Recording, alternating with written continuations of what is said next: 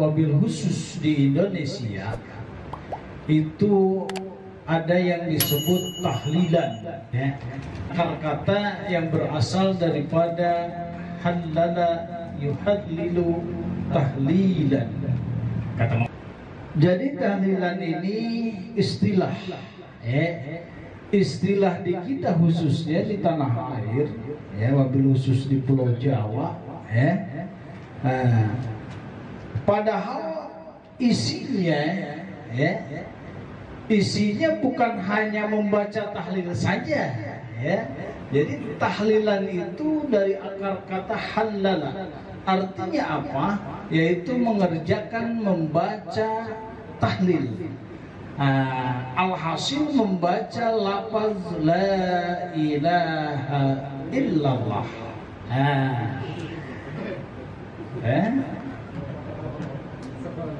Dan pada kenyataannya itu tidak hanya membaca tahlil saja, cuma biasanya yang paling banyak dibaca adalah tahlil.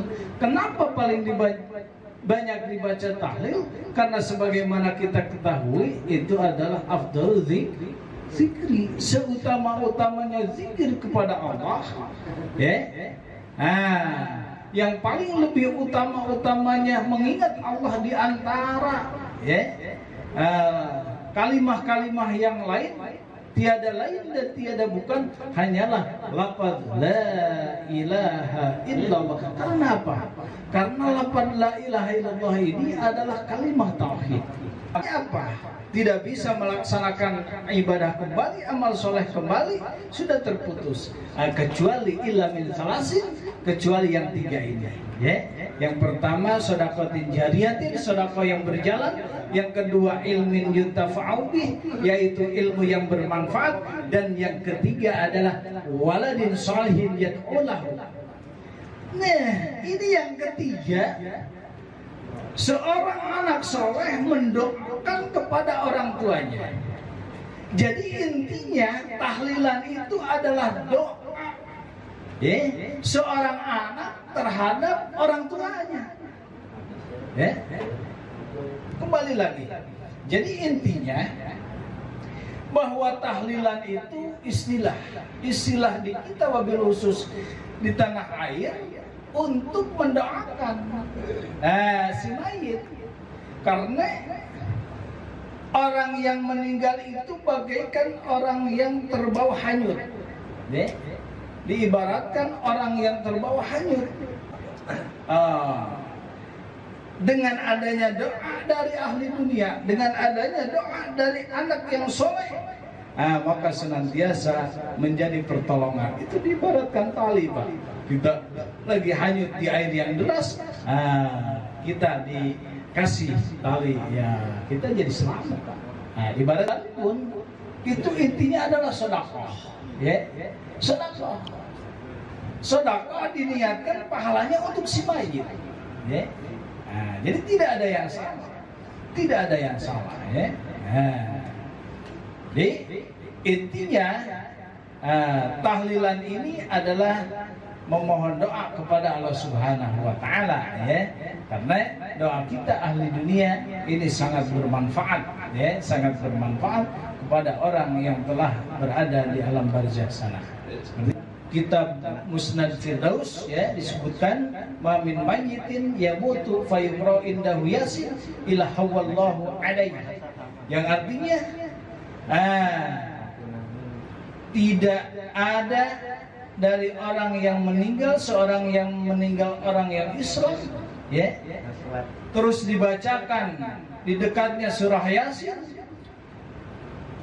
illa hawwanallahu alaihi,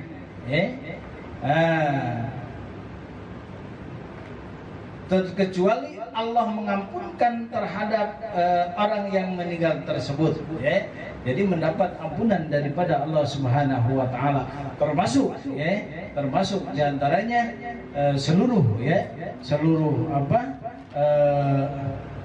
yang biasa kita baca, yang biasa kita baca, diniatkan pahalanya, yakin bahwa itu adalah menjadi kebaikan untuk si mayit di alamnya. Al-Quran yang berkaitan dengan bagaimana kita mengunjungi pekuburannya, ya. Bahkan ada orang berpendapat ya tidak usah ziarah, doa mah di rumah juga sampai, ya. Tidak usah ziarah. Yang namanya doa sampai di rumah juga, ya. Bagaimana ini kaitannya dengan ziarah kubur? Jadi ziarah kubur ini kalau dilihat dasar, ya, asal-asalnya itu memang baginda Nabi Shallallahu Alaihi Wasallam sempat melarang terhadap ziarah kubur, sempat melarang. Karena apa?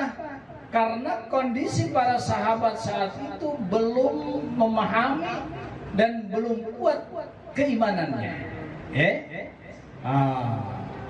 belum kuat keyakinannya, pemahamannya belum mantap, maka baginda Nabi Shallallahu Alaihi Wasallam pernah melarang, untuk melaksanakan ziarah kubur. Tetapi redaksi hadis ini dimansukh, ada kelanjutannya, ya. Hadis yang diriwayatkan, ya, oleh Imam Muslim, baginda Nabi sallallahu alaihi wasallam bersabda, "Kuntu nahaitukum an ziyaratil kubur." Aku melarang terhadap kalian daripada ziarah kubur.